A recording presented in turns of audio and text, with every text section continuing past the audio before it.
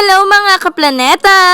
For today's video ay naisipan kong lumipat ng station at bukod doon, syempre aayusin or papagandahin din natin yan.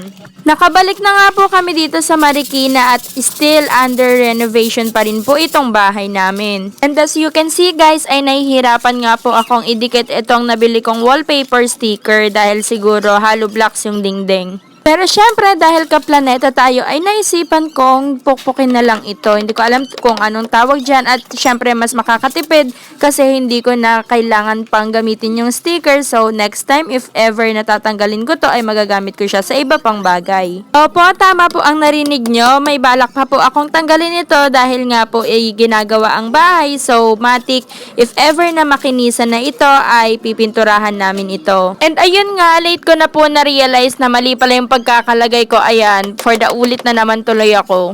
Pero okay nga lang yan dahil ang importante ay tinanggap mo ang pagkakamali mo at itinama mo. Charis, may paghugot. Pagkatapos ko nga pong ayusin yung station ko, naisipan kong mag-ipon para naman yung buhok ko naman yung sunod na ipaayos ko. Charis.